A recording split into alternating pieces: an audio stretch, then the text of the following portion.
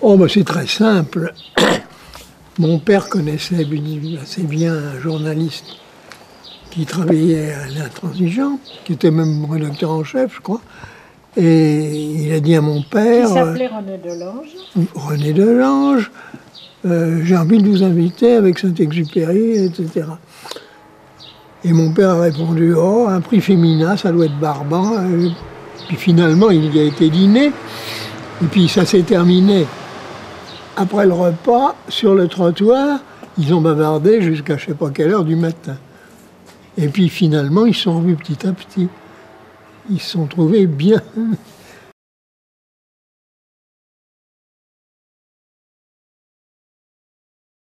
Ah oui, oui, non, mais quand ils venaient, moi, j'aimais beaucoup Saint-Exupéry à la maison.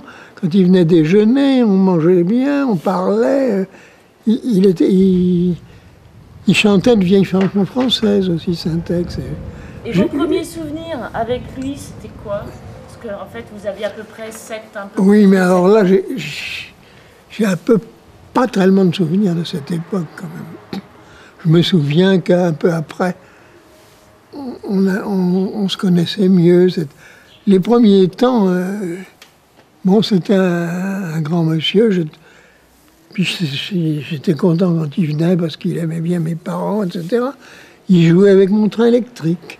C'était gentil. Et puis alors, il y a eu les tours de cartes très vite. Il y a eu les tours de cartes. Même pour un gamin, il s'arrangeait pour avoir des tours de cartes à la portée d'un enfant, et c'était assez extraordinaire. Enfin, comme il était extraordinaire pour les tours de cartes. Il avait quand même, comme il le disait, je suis libre de mon cérémonial. Et il avait une certaine façon de faire, même avec les enfants. Mais c'était quand même assez simple pour moi. Je choisissais le roi de cœur, je le retrouvais à 10 mètres sous un oreiller.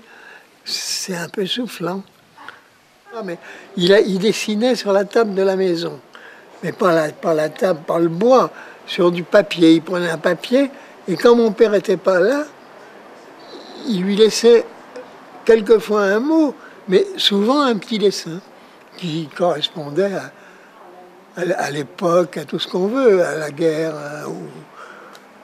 Et il y avait en terminale une phrase d'amitié, mais il y avait le petit dessin qu'il faisait et qu'il laissait. Puis moi, je l'ai vu dessiner des bricoles à la table de la salle à manger. Il y a tout du Petit Prince. Petit Prince sur un nuage, bon, c'est bien, mais vous avez le mouton quelque part. Vous avez aussi la guerre.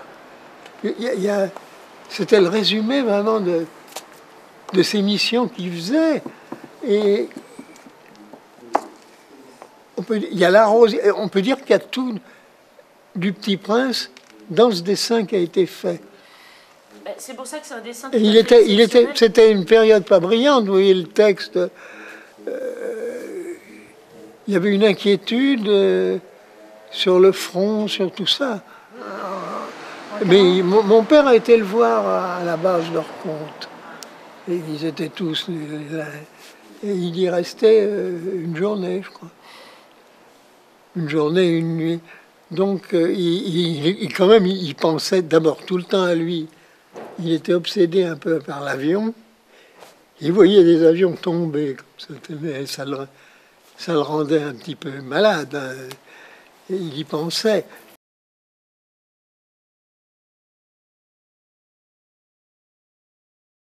On était chez des cousins près de Tournu. Et puis, il y avait Saint-Ex qui était avec nous. Et tout d'un coup, comme ça, il me dit, est-ce que tu as déjà volé? J'ai dit non. Il dit, on y va. Et alors, on a pris la voiture, on a été à Ambérieux, tranquillement. Il y avait ma mère, j'étais sur les genoux de ma mère, et le cousin qui était de l'autre côté. Et on a tourné autour de Saint-Rambert, sa maison d'été, enfin oui. Et après, bon, il s'est posé. Mais c'était assez impressionnant, ça. Un gamin, j'avais quoi, 8 ans, 9 ans. Le départ en avion, d'abord le Simoun, c'était pas un petit truc. C'était petit, mais c'était pas rien. Et ça m'a fait beaucoup d'effet. Et vous vous souvenez de son attitude dans l'avion? Il était concentré sur son pilotage? Oh non, pas spécialement. Moi, c'est ma mère qui était à côté de lui. Moi, j'étais sur les genoux de mon cousin. Et sur le hublot, je regardais, mais je regardais un peu Syntex, mais je n'ai pas vu de concentration particulière de pilotage à ce moment-là. C'était un petit raid. Hein. J'en ai resté un quart d'heure, je crois.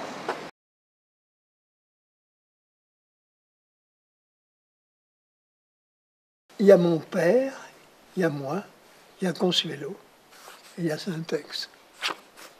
C'était le jour du baptême de l'air ou un autre jour? C'est probablement le jour du baptême, mais je ne peux pas vous l'affirmer formellement, mais parce qu'il est revenu en Berrieux souvent. Donc on a pu reprendre cette photo après. Enfin là, il n'y a pas de doute. Hein. C'est vrai. Mon père, moi et Consuelo. Alors l'an suivant, c'est aussi en Berrieux. C'est devant un hangar dans Berrieux. Il y a Syntex, bien sûr. Là, il y a Jean-Lucas, qui est un de ses amis. Cartographe? Non, il était... il n'était pas à la météo, lui, Jean-Lucas? Ah non. Il a été pilote pendant la guerre de 14, et puis c'était un ami sérieux de Saint-Exupéry. On le voyait beaucoup, Jean-Lucas. Et puis il y a moi qui ai un intérêt mineur. Et je ne vous dirai pas qui est en vélo. Là. Il y a un vélo, mais c'est tout. Et là, vous aviez quel âge? 10 ans? À peu près, oui. Un petit gamin. C'était le moment où j'ai volé, enfin où j'étais dans l'avion de Syntex, peut-être un autre jour, car il est venu plusieurs fois. Il a envoyé un télégramme, serait en Berrieux telle heure.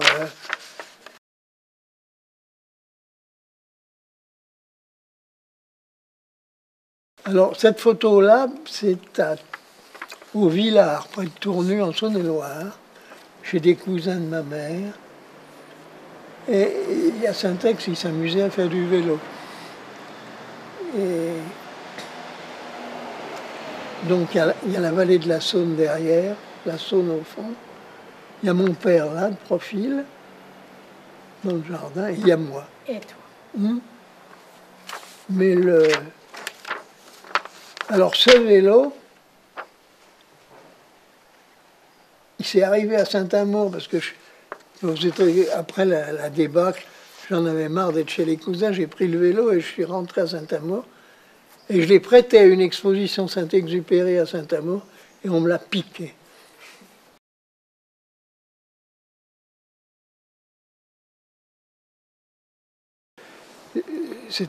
On l'a reçu en 40, après la libération. 46. Oui. Mais il y a eu une émotion, d'abord de mon père, énorme. Alors moi, je l'ai ressenti aussi. Mais c'est surtout, mon père a été complètement retourné par cette dédicace. Quand il a sorti le petit point, c'est qu'il a lu ça.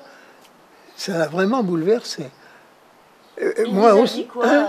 Comment? Vous vous souvenez de ce qu'il vous a dit? Oh, il n'a rien dit. Rien dit. Mais il est resté abasourdi. Ça, c'est sûr. Puis il l'a montré à des tas de gens, s'il voulait le montrer.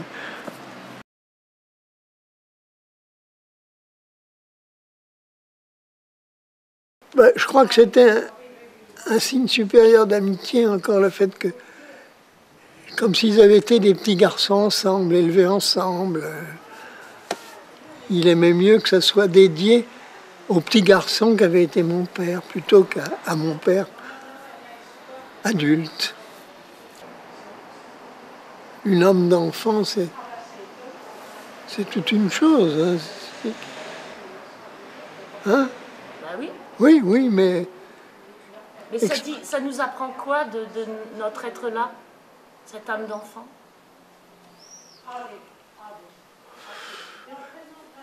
Sur la dédicace, c'est surtout un rappel de l'âme d'enfant de mon père qu'il a voulu exprimer, et que mon père était effectivement un enfant et que maintenant il l'aimait comme il aurait aimé lui enfant et comme il l'aimait lui adulte.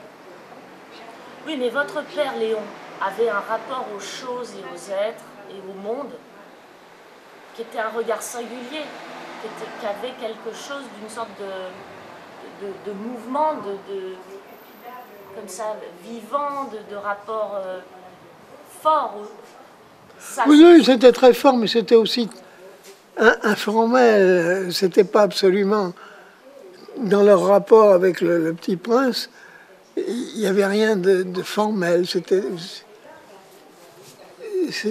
justement induit. Oui, c'était dire que quand il était petit enfant, ça voulait dire quand il était innocent, si on peut dire, qu'il avait passé toutes les choses difficiles de l'âge adulte. À Léon Verte, je demande pardon aux enfants d'avoir dédié ce livre à une grande personne. J'ai une excuse sérieuse. Cette grande personne est le meilleur ami que j'ai au monde. J'en ai une autre excuse. Cette grande personne peut tout comprendre, même les livres pour enfants. J'ai une troisième excuse. Cette grande personne habite la France, où elle a faim et froid. Elle a bien besoin d'être consolée.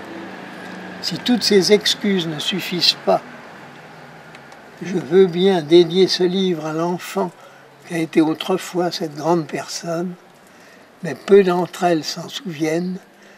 Je corrige donc ma dédicace à Léon Verte quand il était petit garçon.